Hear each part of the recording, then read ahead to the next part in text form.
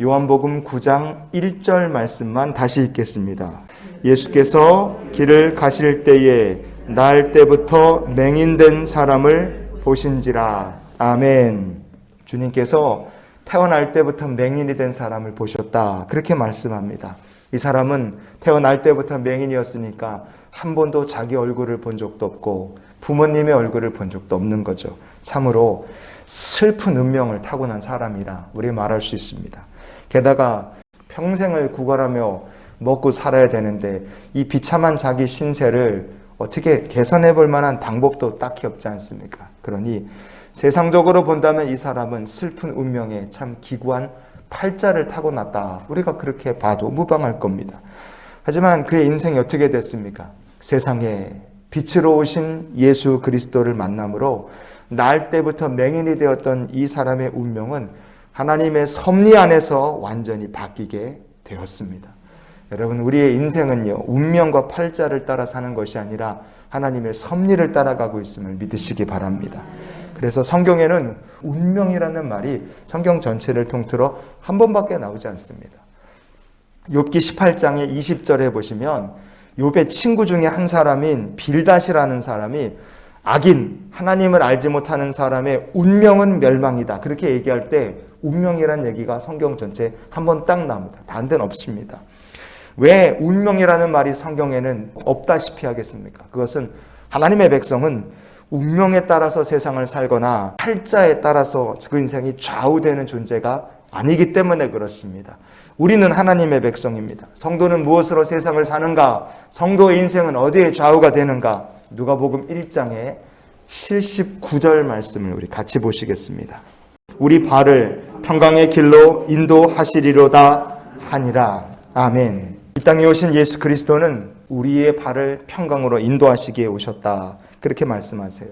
그래서 성도는 운명이 아니라 하나님의 섭리, 은혜, 인도하심으로 세상을 사는 사람들입니다. 우리는 지금도 그렇게 살고 있어요. 우리의 인생은 무엇에 좌우되느냐? 하나님의 섭리와 계획, 십자가의 은혜에 우리의 인생은 좌우되는 줄 믿습니다. 운명이나 팔자가 아니에요. 그럼 어떻게 해야 우리의 삶을 향하신 하나님의 은혜와 섭리와 인도하심을 우리가 볼 수 있고 알 수 있겠습니까? 생각을 바꿀 때 비로소 우리의 눈에 하나님의 은혜와 섭리가 보이고 인도하심을 우리가 깨달아 알게 될 줄 믿습니다.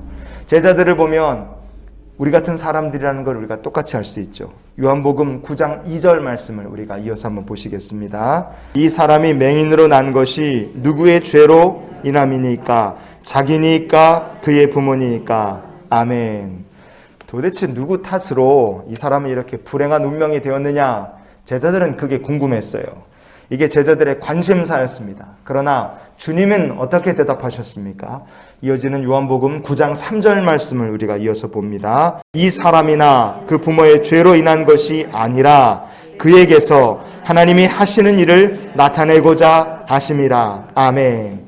맹인 거지의 불행의 원인은 누구 때문입니까? 누구 탓입니까? 제자들은 이것을 생각했지만 예수님은 다른 것을 보시는 거예요. 주님의 관심은 이 사람이 그가 치유를 받고 그로 말미암아 나타나게 될 하나님의 영광을 주님은 생각하셨습니다.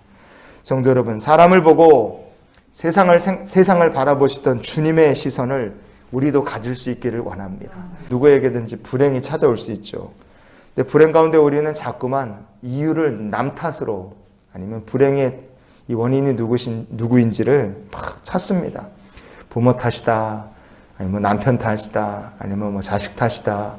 그래서 불행 가운데 남 탓을 하며 살면 그 인생이 행복해지는 것이 아니라 오히려 더 불행해지고 비참해질 수밖에 없습니다. 이렇게 사는 사람들이 세상에 널리고 널렸다 이거예요. 그럼 주님은 우리에게 어떤 것을 원하시겠습니까? 이 제자들처럼 누구 탓입니까? 그렇게 묻고 사는 사람이 아니라 근본적으로 우리의 보는 시선이 바뀌는 겁니다. 우리가 어두운 과거에 얽매여서 불행의 원인이 누구냐, 누구 탓이냐 이러고 탓하며 사는 사람이 아니라요. 주님이 원하시는 성도의 삶은 우리가 맞이하게 될 밝은 미래가 있고 우리를 통해 나타날 하나님의 영광을 바라보며 사는 성도, 그런 성도가 되기를 주님은 원하시는 줄 믿습니다. 그래서 우리의 발걸음을 평강의 길로 인도하러 오신 주님이 우리와 함께 하시니까요.